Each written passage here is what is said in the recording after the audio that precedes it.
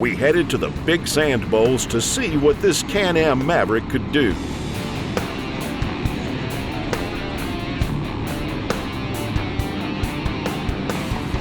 The amount of terrain that a rider has to ride here is incredible.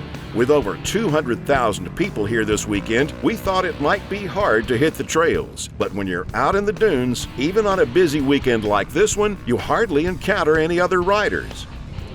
You know, when it comes to safety, most of it, and I can honestly say most of it is the driver. It's as safe as you want to be. Keeping your head on a swivel and making sure that that you're staying out of people's way and that you're following the laws of the regular road. Even when you're on sand highway, you want to stay on the 15-foot or you want to stay at the 15-mile-an-hour mark, always on the right side. That way, if you're coming up over a hill, they're coming up over on the right-hand side as well. As far as like honestly, safety is the person that's driving. If you're out there being safe, the likeliness of you getting hurt is pretty slim. With 100 to 200,000 people out here at any given time, considering the amount of people that there are out here, accidents are relatively low.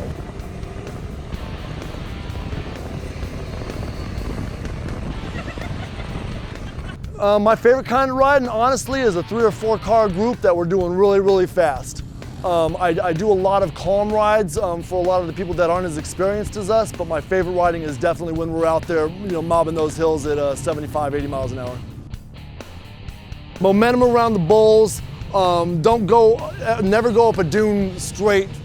You always want to come in at a 45, that way you always have an exit point. If it's a roller on one side, you can almost guarantee that it's flat down on the other. It could be a 2-foot drop, it could be a 15-foot drop, it could be a 30-foot drop. So you always want to come up with that bowl at a 45, that way you always have an exit point, or then you can continue over to the next transition. Some people say it's like riding a roller coaster. Others say it's like riding a big wave. All we know is it's the most fun day of riding we've ever had.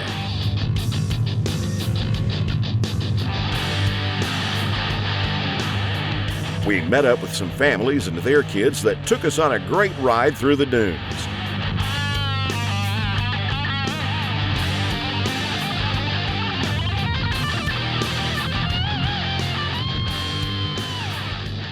Literally, I've been doing it my entire life. I started off on a little 73-wheeler when I was about 4 years old, but my father's been coming here his entire life. In fact, my grandfather, who fought on Omaha Beach in World War II, they thought he was going to be sent to Africa, and so he trained for World War II here in the Imperial Sand Dunes. And after the war, he moved to California. He said, "Oh, let's take some Jeeps and let's go out there and play." So he was literally one of the founding people that actually came out here to do off-roading out here in the Imperial Sand Dunes.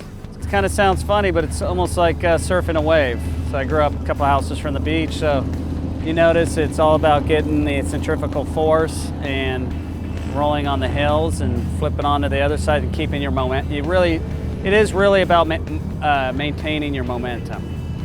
And if you stop on the side of a hill, you'll roll. It's kind of counterintuitive, but sometimes the more speed you have, the safer you actually are out in the sand dunes. We went back to their campsite and found out how this has become a family tradition. I'm 41. I've only not been here for Thanksgiving once in my entire life, and that was when my wife was pregnant. My father's got 17 grandkids, so a few of them will be showing up today, and some of them tomorrow morning, and so there'll be about 14 little kids running around and a few older ones, so it'll be neat. In fact, it's really neat to see my boys now. Last Christmas I got them the little Polaris, so they now it's in their blood, so it's always funny that a couple weeks before Thanksgiving they're asking me, when are we going, how much longer. It's almost like Christmas, and it kind of brings me back to my childhood. So I never had a buggy, but I had a quad, and it was always itching to get out there and see my cousins, roll in the sand, and ride my ATV.